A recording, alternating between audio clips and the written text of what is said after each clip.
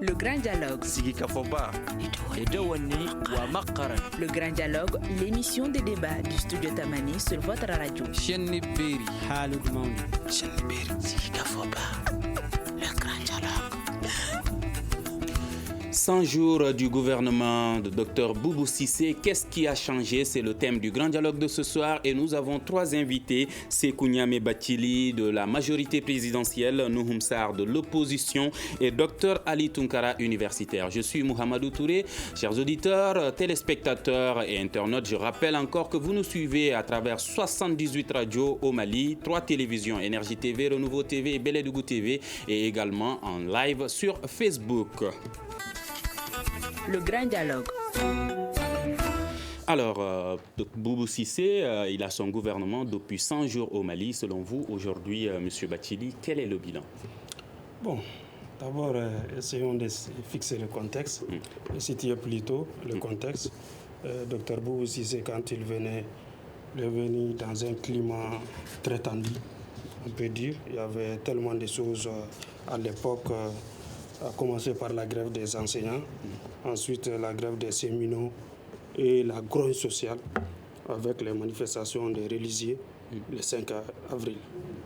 Donc dans toutes ces situations, sans citer les différentes attaques, les massacres qui ont eu des populations civiles dans la région de Mopti, donc c'est dans ce contexte que Dr Boubou Cissé, le 22 avril, a été nommé Premier ministre. Donc il est venu déjà trouver une situation délétère. Il devrait, et il savait très bien qu'il doit chercher des solutions à tous ces problèmes, à toutes ces crises. Lui qui, depuis des années, étant ministre dans le gouvernement, il mesure toutes les conséquences. Et il mesure aussi la lourdeur de sa tâche pour venir à bout. Donc, vous pensez qu'aujourd'hui, son bilan est satisfaisant? Aujourd'hui, on peut dire dès son arrivée, la grogne sociale d'abord. Parce qu'on a assisté lors des premiers conseils des ministres à des réponses claires par rapport aux différentes grèves, que ce soit des enseignants, des cheminots. Déjà en mois de mai, les cheminots ont mis fin à leur grève. Ça, on peut dire que c'est dû à un climat apaisé. Parce que l'arrivée de Boubou d'abord, il faut en tout cas savoir que ça a amené un apaisement. Autant... Quand vous dites réponse claire, ça veut dire qu'il n'y aura plus de grève? Non, bon. En tout cas, en ce qui concerne les enseignants, on a eu que des lois ont été prises, des décrets ont été adoptés lors des conseils des ministres qui ont apporté des solutions et pour le moment que ces solutions sont en train d'être exécutées sur le terrain. On a vu même la loi sur la grille des salaires des fonctionnaires, que ce soit des fonctionnaires des collectivités, mais des fonctionnaires aussi des fonctionnaires de l'administration générale, mais aussi qui prenaient en compte les codes de travail. Le code du travail du Mali.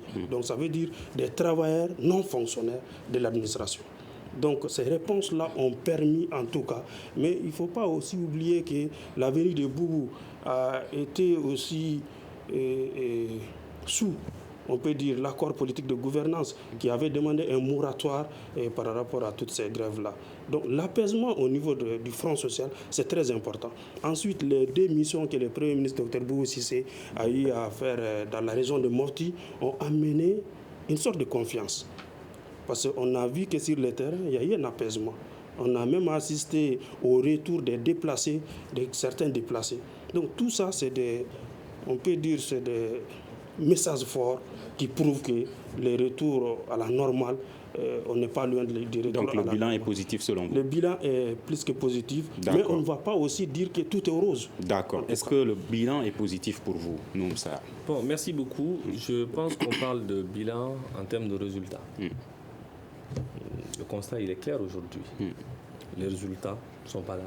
Nous avons un gouvernement qui fait plus confiance à la communication, au superficiel, aux déclarations, aux effets d'annonce. Ils sont dans ça, mais ils ne sont pas dans l'obligation de résultats. La vérité, 100 jours... Les résultats cités par Bathily nous sommes tous au Mali. En 100 jours, nous avons tous constaté que le pays est en train de se disloquer. En 100 jours, le drapeau du Mali a été souillé à Kidal. En 100 jours, la communauté nationale a commencé à prendre conscience que le gouvernement actuel, le régime actuel, a livré Kidal aux bandits de la SEMA. En 100 jours, pas plus tard qu'hier, avant-hier, il y a des mouvements de troupes autour de Tombouctou pour faire de Tombouctou un Kidal bis. La question du centre. Les Maliens dans le centre n'ont pas demandé à ce qu'on apaise. Ils ont demandé à ce qu'on règle leurs problèmes de sécurité. Ils ont demandé à ce qu'on déploie l'armée. Ils ont demandé à ce que la paix revienne. Mais ce ne sont pas des promenades de santé qui peuvent amener la paix dans ces régions. Pourquoi les communautés se sont armées? Mais c'est parce qu'il y a un État incapable d'assurer leur sécurité. Sur ce registre-là, quelle réponse on a apporté?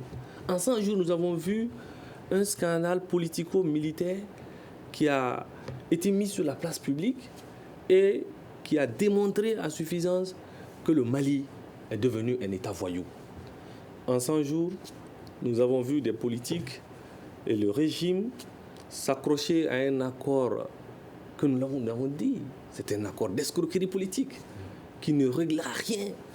En 100 jours, on a miroité un prétendu dialogue national qui, je pense aujourd'hui, ils ont compris, ils l'ont rangé dans le tiroir pour l'instant.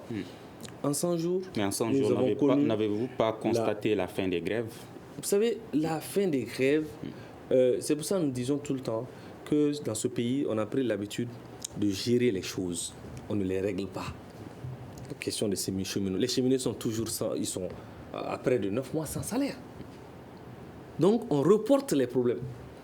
Les enseignants, l'ensemble des revendications n'ont pas été prises en compte. Donc, que de nouvelles grèves surgissent d'un moment à l'autre, que ce soit dans quelques mois, ça ne surprendra personne. En 100 jours, nous avons vu des bébés mourir au Gabriel Touré. Parce que le plateau sanitaire est complètement délabré, parce qu'il y a un gouvernement qui est incapable de faire face aux urgences. Donc, qu'on sorte du superficiel, qu'on sorte des effets d'annonce, qu'on sorte de la communication et qu'on prenne les problèmes à bras le corps pour les régler et non les gérer.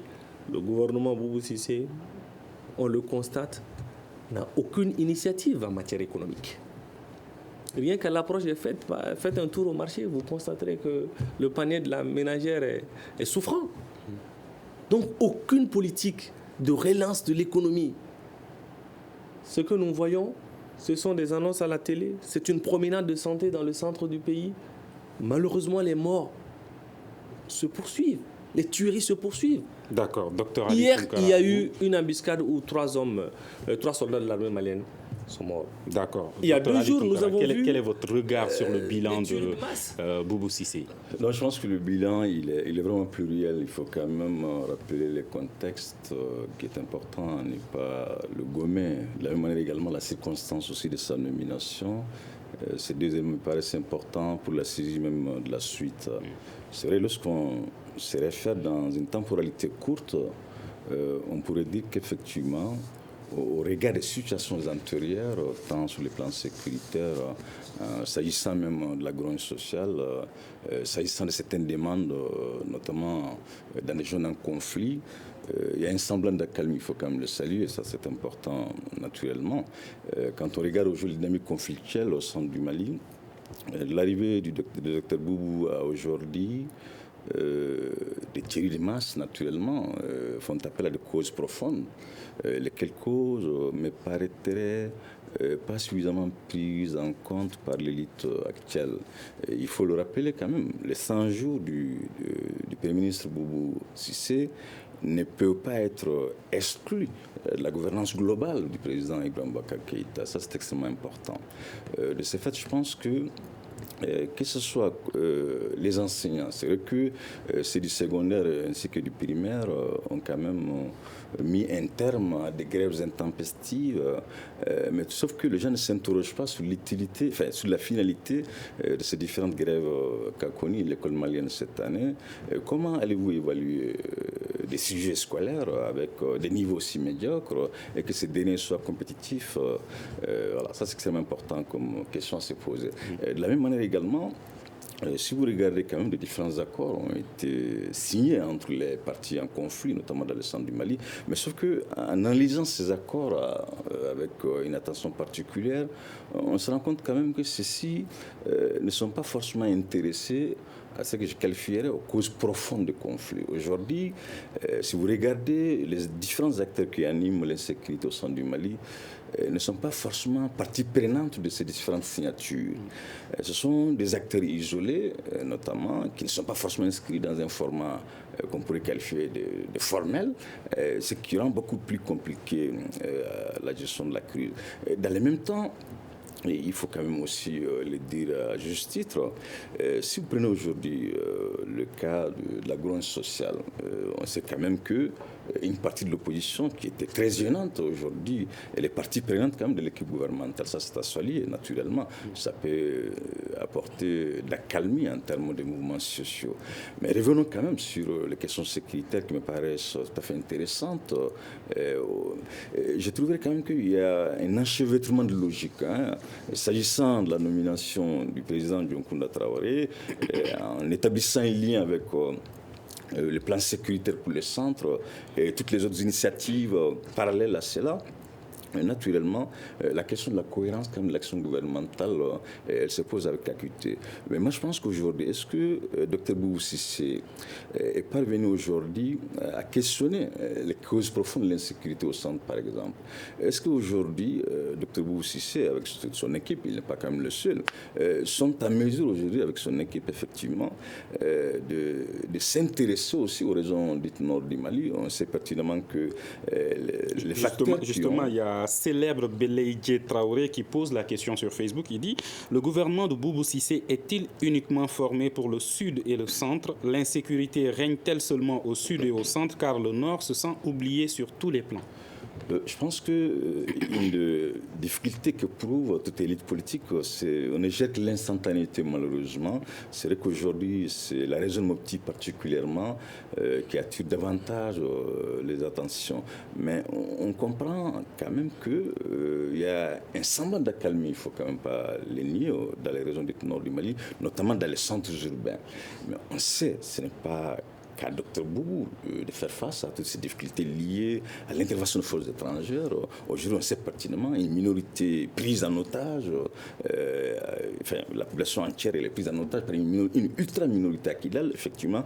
Est-ce que Dr Boubou Cissé, avec son équipe, serait capable ou serait quand même courageux, effectivement, de questionner ces raisons profondes? Je pense que lorsqu'on établit un quelconque bilan de 100 jours, dans l'instantanéité, naturellement, le bilan il est positif. Mais quand on s'inscrit dans la durée, questionner également les actions antérieures à sa venue, voir aujourd'hui les résultats qui sont apportés par rapport à ces différentes souffrances auxquelles les populations font l'objet, naturellement, le bilan il est vraiment pluriel. Mais voilà, je disais tantôt qu'il faut vraiment les situer en deux temps. Le contexte de sa venue, ainsi que la circonstance également. Ça, c'est extrêmement important. On sait que les religions ont quand même naturellement contribué au départ du Premier ministre Boubé Maïga, qui a soldé effectivement sa nomination. De ce fait, mais les raisons évoquées par ces différents acteurs, notamment religieux, est-ce que celles-ci ont été sérieusement traitées par Dr Boubou Cissé? Je pense que c'est vrai, il ne faut pas succomber aussi à la facilité de dire qu'il n'a rien apporté. Je pense que ici, il y a quelque chose à saluer quand même en toute objectivité dans sa démarche. Je comprends avec lui aisément. Aujourd'hui, le terroir, il est quand même questionné. Je suis avec une attention particulière. C'est différentes descentes quand même sur le terrain, ce qui est à saluer quand même. Il va dans des zones à très haut risque. Et on va y revenir tout de suite en détail. Est-ce que vous pensez qu'aujourd'hui, les solutions que vous avez citées, apportées par Dr Boubou Cissé par rapport aux problèmes que vivent les Maliens aujourd'hui, est-ce que vous pensez que ce sont des solutions durables? Oui, ce sont des solutions durables. Parce que moi, je te donne l'exemple sur la modification de la loi portant c'est la fonction publique et aussi le code du travail. Ça, ce sont des solutions qui sont durables. On va y aller étape par étape. Concernant la sécurité d'abord, qui semble la principale préoccupation des Maliens aujourd'hui, est-ce que Dr Boubou Cissé est parvenu à élaborer des stratégies durables pour faire face à cette situation? D'abord, dès après la mise en place de son gouvernement, on a vu la proposition du ministre des Affaires étrangères, M. Tchébilien Dramé, par rapport à la création de l'organe de gestion des crises au centre, qui compose plusieurs départements ministériels, mais aussi des personnalités de la société civile dans la région de Mopti. Et en plus aussi, c'est très important de le souligner, la descente du Premier ministre sur le terrain, parce que souvent ces descentes-là ramènent la confiance, l'apaisement. Parce que la pourquoi crise ces malienne, descentes à lui ramènent la confiance et les descentes des autres? Il y a eu des descentes. Bon, je ne vais pas dire descentes, il y a eu des visites de Soumeilou Boubé Maïga également. Je sais, peut-être la méthodologie, la démarche. Parce qu'avec Dr Boubou Cissé, s'il y a quelque chose à relever, c'est que c'est un homme qui est humble. Et aussi l'humilité. Ses prédécesseurs ne l'étaient-ils pas? Je ne dirais pas ça, mais c'est pour dire qu'il a montré qu'il est très simple. Et il a su conjuguer les efforts autour de lui et il a su aussi rassembler autour de lui. Parce que le problème actuel du Mali dans la région de Mopti et dans les autres localités, c'est d'abord le dialogue. Il faut qu'on puisse se regarder en face, il faut qu'on puisse se parler. Dialogue entre qui et qui? Entre gouvernants et gouvernés, à ça, mais entre les acteurs même de la crise. C'est très important. Lors de sa première visite où il a fait 5 jours dans la région, une partie de la région de Mopti, on a vu qu'il y a eu des initiatives de pourparlers qui ont conduit à la signature entre les différents acteurs de la crise dans la région de Mopti. Et après, lors de cette deuxième visite encore, on a vu des signatures. Ça, c'est très important. Peut-être d'aucuns vont penser que non, c'est la forme. C'est comme justement, vous avez parlé de dialogue entre gouvernants et gouvernés et entre les principaux acteurs. Est-ce que vous pensez que les gouvernés, les citoyens lambda, eux, sont écoutés? Est-ce qu'ils ont accès à ces dialogues? C'est pourquoi d'ailleurs l'accord politique de gouvernance qui est-ce que déjà les stratégies qui ont été mises en place prennent en compte les préoccupations de ces citoyens-là en les écoutant, pas en réfléchissant à leur place? Mais les visites-là, l'objectif c'est quoi? C'est d'écouter en tout cas les populations d'abord. C'est de recenser leurs doléances. C'est de vivre avec eux leur quotidien. Pourtant, les responsables de Djina Dogon et de Tabital Poulakou sur ce même plateau ont dénoncé une chose. Selon eux, les acteurs clés principaux de cette situation ne sont pas écoutés. Ce sont d'autres personnes qui viennent les représenter et qui, selon eux, ne sont pas réellement représentatifs. Bon, avec les organisations au Mali ici, tout le monde connaît comment ça se passe. Souvent, on ne va pas rentrer dans tous ces détails-là. Donc, ils ne sont pas crédibles, vous voulez dire? Non, je ne dirais pas ça. Mais le Premier ministre, dans sa visite dans la région de Mopti, rencontre obligatoirement les responsables, que ce soit administratifs, politiques, mais aussi les responsables des autorités traditionnelles, coutumières sur place, et aussi les populations. On a vu des rencontres du Premier ministre avec les populations qui sont directement concernées. On a vu des distributions de vivres, c'est destiné à qui? À la population. On a vu des déplacés qui ont accepté de revenir chez eux. Ça, c'est des gens, c'est des acteurs qui sont impliqués directement. D'accord. Nomsar, vous pensez que le bilan n'est pas satisfaisant. Qu'est-ce que vous reprochez aux actions du gouvernement de Aujourd'hui, à l'heure où nous émettons, la commune de Gabero dans le secteur de Gao est contrôlée par les djihadistes. À l'heure où nous émettons, la charia est appliquée dans une bonne partie du secteur de Niafunke et de Diré. Ce sont des faits vérifiables et qui existent. Les populations du centre n'ont pas demandé à ce qu'on leur apporte des vivres. Les populations du centre ont demandé à être en sécurité pour qu'ils aillent cultiver leurs terres. Ils ont demandé à être en sécurité pour s'occuper de leur bétail. Ils n'ont pas demandé à ce que le Premier ministre vienne se promener dans le centre. Ils ont demandé à ce qu'on leur apporte la paix et la sécurité. Ils ont demandé à ce que l'État assume ses fonctions régaliennes. C'est ça qu'ils demandent. Mais ce n'est pas des promenades de santé qu'ils ont demandé. Donc nous sommes désolés, les faits sont là, les faits sont têtus. Vous savez, la crise que nous connaissons est une crise de gouvernance. Et la gouvernance, c'est un régime qui l'incarne. Ce que vous incarnez aujourd'hui, ce que le régime incarne, c'est la corruption d'État. Ce sont les détournements, c'est le business, ce sont les bakchis ça et là. Mais n'y a-t-il pas un changement positif, donc, aussi minime soit-il, depuis l'arrivée de Boubou Cissé? N'y a-t-il pas cela? Je vous ai dit que pour moi, il est trop tôt pour parler même de bilan. Un bilan, c'est sur une durée. Mais en termes de résultats. Donc pour le moment, on ne peut pas encore dire que le bilan est positif ou négatif. En termes de résultats, les faits sont là. Hier soir, 3 militaires maliens ont été tués. Il y a quelques jours, des Dogons ont été descendus de bus et ils ont été tués. Oui. Mais quand on fait la comparaison avant l'arrivée de Dr Boubou Cissé et depuis son arrivée, est-ce qu'il n'y a pas eu une accalmie par rapport à cette situation? Moi, je ne l'ai pas constaté. D'accord. Parce que là où il y a eu l'accalmie, peut-être c'est la rengaine des médias à aller voir les choses sur le terrain. C'est parce que les médias, les tueries sont devenues tellement banales qu'on est lassé, qu'on est fatigué de les médiatiser. Tous les jours que Dieu fait, des gens sont tués à Gao, des gens sont tués à Menaka, des gens sont tués à Kidal, des gens sont tués à Bayangara et Koro. Ce sont des faits. Et nous l'avons dit, nous insistons, nous persistons. La crise sécuritaire dans le centre et au Sahel est une crise de gouvernance.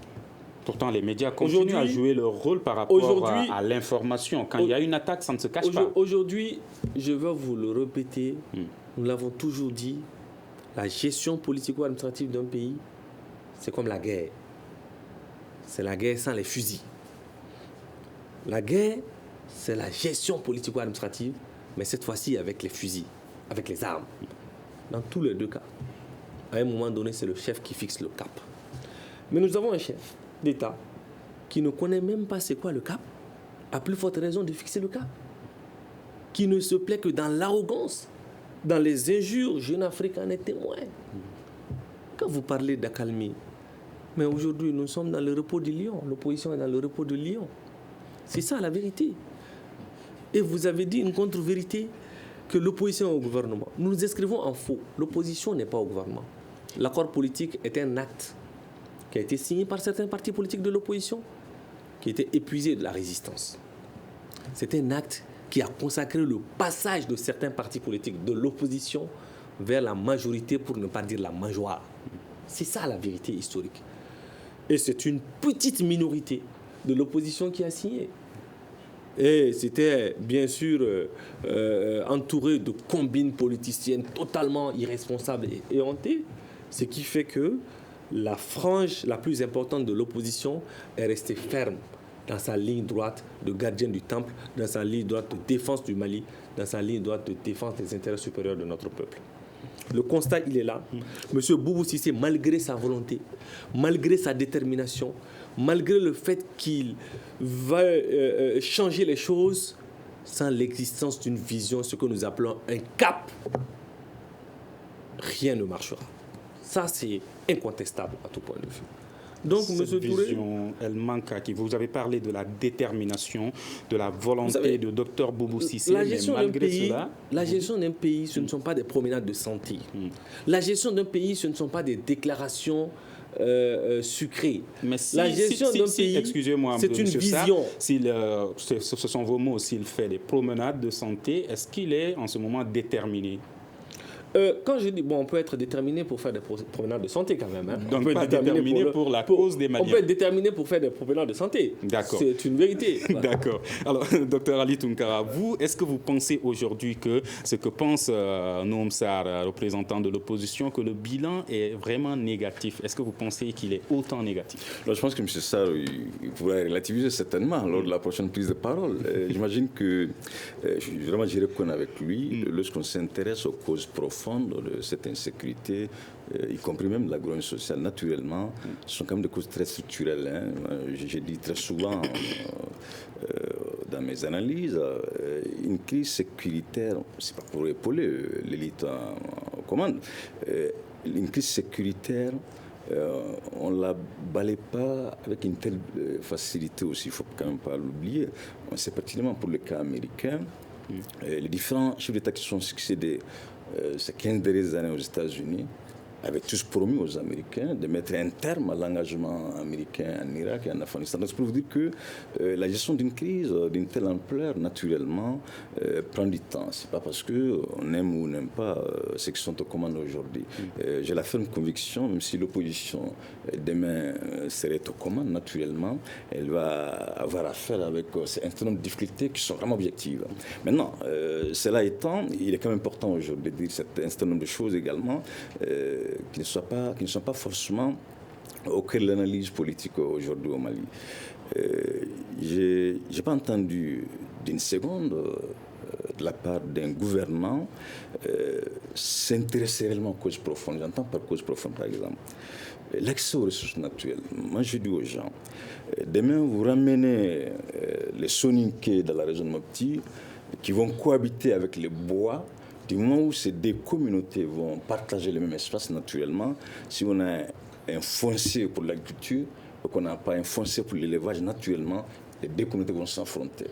Demain, vous faites appel au Kassonké, vous faites appel à une autre communauté également. Du moment où la gouvernance locale, déjà, elle est hypothéquée, naturellement, les deux vont s'affronter. Donc, je pense qu'aujourd'hui, les réponses qui sont apportées ne s'inscrivent pas de la temporalité. Je n'ai pas entendu, dans ces différentes déclarations, de faire allusion, par exemple, à la manière dont la justice est rendue. Et que vous soyez Dogon ou vous soyez Peul dans la région de Mopti, naturellement, les deux communautés s'accordent sur le fait que la justice est sérieusement mal distribuée. Je n'ai pas entendu, de la part du Dr Boubou Cissé, de faire recours, effectivement, à ces questions foncières. Est-ce qu'aujourd'hui, Dr Boubou, avec son équipe, pourrait dire aux Maliens, voilà quelles sont nos initiatives quant à l'accès aux ressources naturelles. Voilà nos initiatives quant à la gestion même du foncier. Voilà nos initiatives quant aux questions des pâturages. Je pense que nous déplaçons le centre de gravité des problèmes.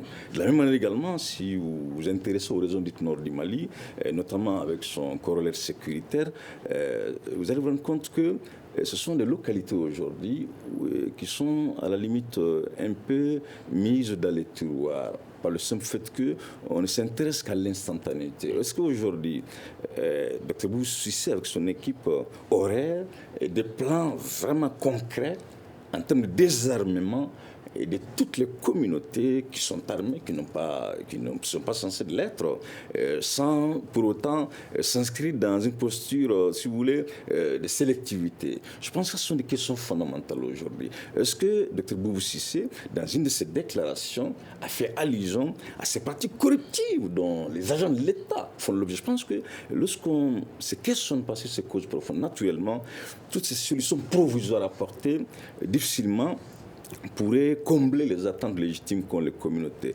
Mais à ce qu'à cela ne tienne, il faut quand même aussi saluer ces débuts de dialogue. Moi, je pense qu'on a beau être outillé du point de vue militaire, on a beau être dans des gouvernances de qualité, le dialogue il est quand même indispensable. Les Américains ont refusé catégoriquement, à un moment donné de leur parcours, de négocier avec les talibans. Aujourd'hui, les négociations sont en cours à Qatar. Donc, je peux vous dire que le fait qu'aujourd'hui, il se rend quand même lui-même, ça c'est quand même à saluer, dans ces différentes localité, emploie l'insécurité, ne serait-ce que recevoir les communautés à partir du terroir et échanger avec elles, c'est quand même à saluer, qu'on soit de l'opposition ou qu'on soit de la majorité. Voilà, mais c'est vrai que, toujours est-il qu'il est important, s'il veut vraiment marquer l'histoire, de ne pas se contenter de la cube de surface, vraiment de le creuser, d'avoir le courage, justement, de dire aujourd'hui qu'effectivement, la question d'éthique et de morale, chez les agents de l'État, en grande partie, pose des véritables soucis, et lesquels soucis font qu'aujourd'hui nous assistons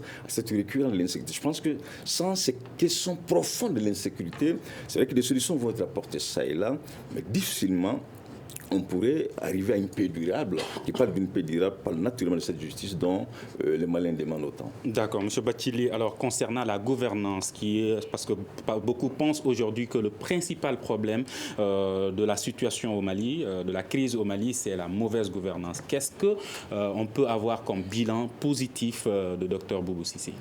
Bon, d'abord, il va falloir que nous sachions que le gouvernement de Dr Boubou Cissé est régi par l'accord politique de gouvernement. C'est très important. Parce que c'est cet accord qui a permis la formation du gouvernement. Et c'est cet accord qui a permis l'entrée de l'opposition. J'ai dit bien l'opposition dans les gouvernements.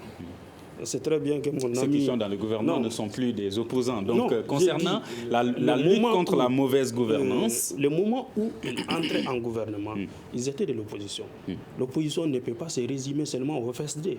Il faut que mon ami nous arle les sas. Mais aujourd'hui, ils ne sont plus des opposants. Maintenant, l'accord politique de gouvernance prévoit beaucoup de choses. Cet accord politique de gouvernance prévoit en son chapitre 2, articles 5, 6, 7 et 8, un dialogue intermalien. C'est lors de ces dialogues-là, on va mettre tout sur la table et discuter de tout. Les problèmes dont vous évoquez, ce sont des problèmes réels, des problèmes qui ne sont pas ignorés par le gouvernement du Dr Boubou Cissé. D'ailleurs, le gouvernement s'attelle de jour à jour à apporter des solutions à ces problèmes-là. C'est pourquoi on dit que le dialogue politique inclusif va permettre aux acteurs de la crise de se parler. D'accord. Vous mettez beaucoup l'accent sur le dialogue politique. Oui, mais bien sûr. concernant en 100 jours, qu'est-ce qui a changé par rapport à la mauvaise gouvernance au Mali? Qu'est-ce qui a changé par rapport à l'accès à la justice? Qu'est-ce qui a changé par rapport à la lutte contre la corruption? En 100 jours, d'abord, il va falloir qu'on sache que le gouvernement a été formé sur une période d'une année. Bien sûr, on est en train de parler de 100 jours, le bilan de 100 jours. Mais on ne doit pas être aussi trop pressé et dire qu'en 100 jours, le Premier ministre Dr Boubou Cissé va régler une crise qui perdure depuis combien d'années? Non. Si on essaie de mesurer comme ça, forcément, on va dire que le bilan est négatif. Mais ce n'est pas ça. On a vu récemment. Aujourd'hui, ce sont des victimes qui sont en train de vous écouter. Ce sont des gens qui souffrent de cette situation qui sont en train d'écouter. Pouvez-vous leur dire qu'il y a quelque chose qui est fait pour que la situation puisse être stable, pour lutter contre la mauvaise gouvernance? Qu'est-ce qui a été fait en 100 jours? Qu'est-ce qui a été entamé? Moi, je prends un exemple par rapport à la justice. La justice, le ministre Malik Koulibaly a entrepris des actions. Il dit la réforme judiciaire qui est en cours actuellement. Donc, il est en train de travailler sur une loi. Et d'ailleurs, il a procédé à des nominations de magistrats et qui a restauré aussi de la confiance. Parce qu'au moment de ces répartitions-là, on a vu qu'il y a eu tellement de bruit autour de ça. Donc ça voudrait dire quoi? C'est un ministre qui est venu à un département, un ministre à qui les Maliens ont confiance. Parce que l'intégrité de M. Malik Koulibaly a été avérée avant aujourd'hui. Donc ça, déjà, c'est une marque de confiance qui est là. Et avec aussi le mouvement au milieu des magistrats, ça a permis aussi un peu de confiance. D'accord. Beaucoup de Maliens sont d'accord sur une chose, qu'il n'y a pas de problème d'hommes au Mali, il n'y a pas de problème de ministère au Mali, il n'y a pas de problème de texte au Mali. Quel est le problème selon eux? C'est un problème de résultat. Alors le résultat, est-ce qu'il est là? Oui, les résultats, ce n'est pas en 100 jours qu'on aura un résultat sur la corruption. Quand est-ce qu'on pourra l'avoir? Qu'on peut avoir un résultat. C'est pourquoi il faudra savoir que 100 jours n'est pas suffisant pour voir des réelles avancées sur le terrain. Il faudra attendre. On a donné un mandat d'une année à un gouvernement qui est là. Le gouvernement est en train de travailler dans ce sens-là. Au bout de 6 mois, Dr Boubou Cissé dit qu'il va évaluer au bout de 6 mois les différents départements. Donnons-lui le temps de travailler. Au bout de 6 mois, nous reviendrons sur ce plateau pour encore refaire le bilan. En attendant, Nouhoum Sarr, aujourd'hui, vous, en tant que représentant de l'opposition, vous dénoncez une chose, qu'il y a un manque de vision au sein de ce gouvernement. Qu'est-ce que l'opposition fait aujourd'hui pour combler ce manque de vision? D'abord, ce n'est pas le rôle de l'opposition. L'opposition est là également pour contribuer à la stabilisation. Le rôle d'une opposition, c'est de tirer la sonnette d'alarme. C'est de dénoncer quand il faut. C'est de dire, vous êtes sur ce chemin, il est dangereux, faites marche arrière. Le rôle de l'opposition, c'est apporter sa contribution en termes d'analyse. Et quand il s'agit d'analyse, l'opposition malienne est l'une des oppositions les plus responsables dans ce domaine. Mais avant, il convient de rétablir certaines choses. Est-ce que l'opposition n'a pas le droit de faire des propositions? Vous savez, chers gouvernants, voici ce qui ne va pas au Mali, voici ce que nous proposons. Vous savez, il y a un problème dans ce pays. Les gens ont été élus. Ils ont dit qu'ils ont été élus. Les gens ont passé 6 ans au pouvoir. Ils sont incapables de résoudre les problèmes du pays. Et aujourd'hui, on demande à l'opposition, eh bien, viens. Ils n'ont qu'à quitter, nous viendrons résoudre le problème. Donc, il faut qu'on soit pragmatique dans ce pays. On ne peut pas dire qu'on peut gérer le pays, qu'on peut régler les problèmes des Maliens et continuer à demander à l'opposition qu'est-ce que vous proposez, qu'est-ce qu'on doit faire. Mais qu'ils quittent et nous, on viendra, on va régler les problèmes. Mais avant, il convient de rétablir certaines choses. C'est une erreur de poursuivre que l'accord politique va régler les problèmes. Nous avons dit ici, sur ce même plateau, que c'est de l'escroquerie politique. Le parti de Cheikh Modibo Diala, le document qu'il a signé est différent du document signé par nos anciens camarades de l'opposition. Si ce n'est pas de l'escroquerie, où est l'escroquerie? Ça veut dire que nous ne connaissons pas le sens du mot escroquerie. Ce sont des faits.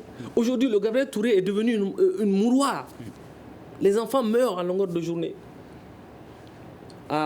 C'est à quelques mètres des bureaux de Boubou Cissé. Et comment changer Donc, tout cela? Ce sont des faits qui sont là. Le dialogue politique, vous avez fait allusion.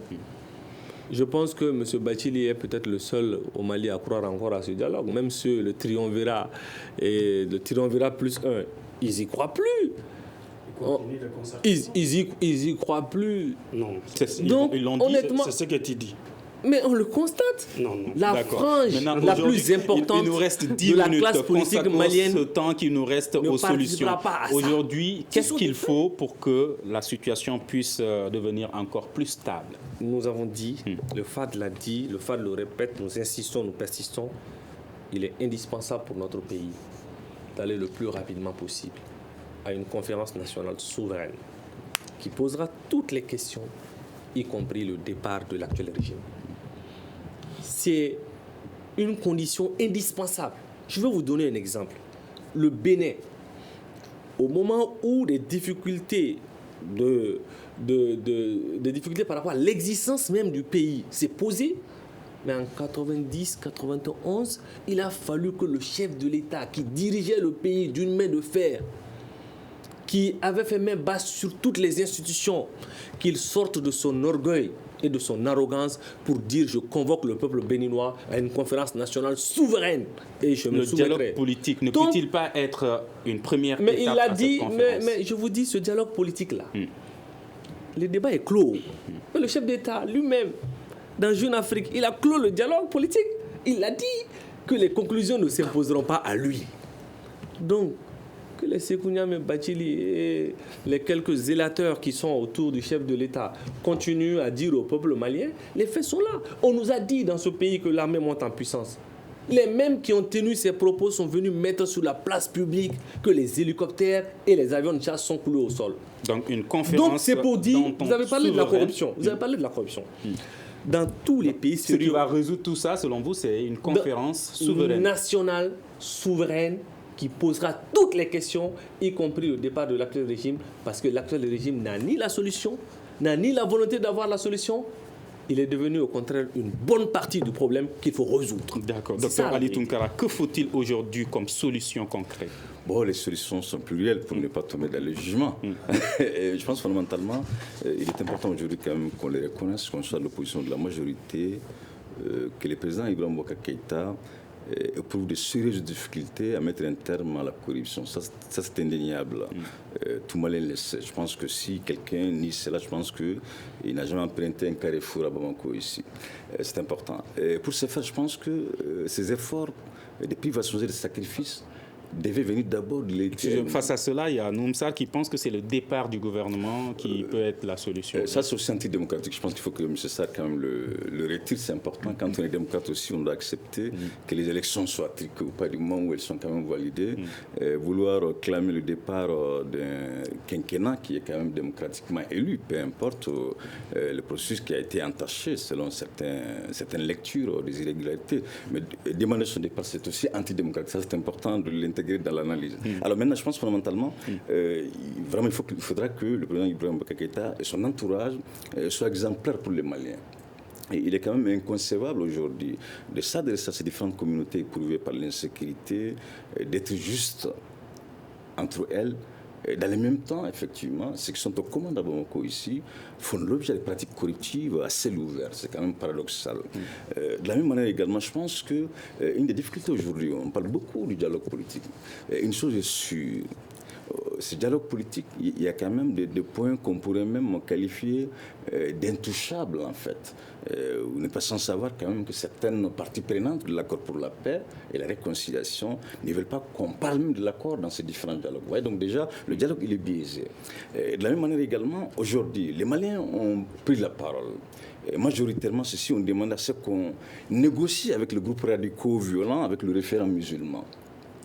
En écoutant le président Ibrahim Boubacar Keïta, récemment également son ministre des Affaires étrangères, naturellement, CD oppose un refus catégorique à un tel dialogue avec les groupes radicaux violents. Et comment voulez-vous apporter des solutions durables à une situation sécuritaire qui avait été provoquée par des acteurs clés, lesquels acteurs clés sont mis sur la touche? Je pense qu'aujourd'hui, le président Ibrahim Boubacar Keïta, avec son entourage, doit avoir le courage, effectivement, de faire face à certains acteurs extérieurs quant aux solutions locales afin que celle-ci ait un ancrage. Pour finir cela, je pense qu'une des urgences aujourd'hui dans le contexte malien, c'est de sortir dans les dénis. Vous n'allez pas donner la parole aux gens et dans le même temps, vous avez un agenda quand même qui est déjà calé. C'est là qu'on est vraiment dans les dénis. On sait pertinemment qu'aujourd'hui, vous demandez aux Maliens citoyens lambda qu'attendez-vous par la crise sécuritaire au centre ou dans les régions du nord du Mali. Naturellement, les gens vont parler de négocier avec Yadaga Ali, de négocier avec Hamadou Nkoufa et d'autres Katiba qui sont connus dans ces différentes localités. Mais si vous dites que vous n'allez pas négocier avec ceci, naturellement, ça pose souci. Dans le même temps, beaucoup de Maliens aujourd'hui, même si certains sont d'accord avec l'accord pour la paix, beaucoup quand même continuent à ne pas incorporer cet accord. Il faut quand même les entendre également. Mais s'il n'y a pas lieu de revenir sur cet accord, il n'y a pas lieu de déclencher le dialogue avec le groupe radicaux violent, je pense quand même qu'un tel dialogue il est quand même biaisé dès son départ. D'accord. Comme solution pour le gouvernement aujourd'hui, selon vous, est-ce que tout passe par le dialogue politique? Oui. Pour moi, le départ, c'est le dialogue. Le départ, c'est le dialogue. Et quand est-ce que ce dialogue va avoir lieu? Sans ce dialogue politique-là, rien n'est possible. Parce qu'il faut qu'on accepte de se parler entre nous. Le gouvernement a déjà balisé le terrain avec la signature de l'accord politique de gouvernance. Le triumvirat a commencé à rencontrer les acteurs du dialogue. Maintenant, il faut les accompagner. Il faut qu'au Mali actuellement... Y a-t-il une date pour tenir ce dialogue politique? Non, c'est des concertations qui sont en cours. Et je vais dire à mon ami, nous, peut-être même les partis politiques qui n'ont pas signé l'accord politique de gouvernance ont accepté d'aller au dialogue. Et aujourd'hui, quand j'entends que ces dialogues, personne ne croit à ces dialogues-là, je suis désolé, les chefs de file de l'opposition. D'accord. Sur Facebook, il y a Ibrahim Diko Aldjouma qui pose une question que beaucoup de Maliens se posent aujourd'hui. À quand la fin de la crise au Mali? Une question que nul ne saurait répondre. Même le gouvernement. Nous souhaitons de tout cœur que ça sera très prochainement. Êtes-vous convaincu que la crise va prendre fin très prochainement? En tout cas, pas avec ce régime. C'est un fait. Ce sont des gens qui sont dans la dénégation, qui sont dans le déni permanent de réalité. Ils n'ont aucune vision. La preuve, un Premier ministre nommé il y a 3 mois, jusqu'à l'heure où nous sommes, il n'y a pas de déclaration de politique générale. Ça veut dire qu'il ne sait pas ce qu'il y a lieu de faire. Donc nous prenons les gens au mot. La crise du Mali prendra fin quand le peuple malien décidera de se rassembler, de faire l'union sacrée pour dégager ce régime. Pensez-vous qu'on est sur la bonne lancée pour que cette crise prenne fin? Oui, un optimisme prudent. Il y a quand même des début de dialogue. Il faut le saluer à sa juste valeur. Mais dans le même temps, au-delà de la rhétorique, il est extrêmement important aujourd'hui. Quand même, je trouve que la corruption est plus grave que l'insécurité. Sur ce plan, en toute objectivité, franchement, les 20 dernières années de la gouvernance malienne ont connu quand même, si vous voulez, des avancées plus que pitoyables à ce stade. Je pense que le président Ibrahim Boubacar Keïta aujourd'hui, s'il a un champ de bataille aujourd'hui, ce champ s'appelle la lutte contre la corruption. Il l'a dit, il l'a réitéré, mais franchement, au bout du tunnel, que du vent. Merci et nous aurons d'autres occasions pour faire le bilan encore de ce gouvernement. Qu'est-ce qui a marché, qu'est-ce qui n'a pas marché, comment améliorer ce qui ne marche pas selon les uns et les autres. Merci à nos invités, Sékou Niamé Bathily qui représentait la majorité présidentielle, Nouhoum Sarr qui était là au nom de l'opposition et Dr Ali Tunkara, universitaire. À la régie et vidéo et audio, Gagny Kanté et Seydou. Je suis Mouhamadou Touré. À demain pour un prochain grand dialogue de Studio Tamani. Le Grand Dialogue. Sigi Kafoba. Le Grand Dialogue, l'émission des débats du studio Tamani sur votre radio. Sigi Kafoba.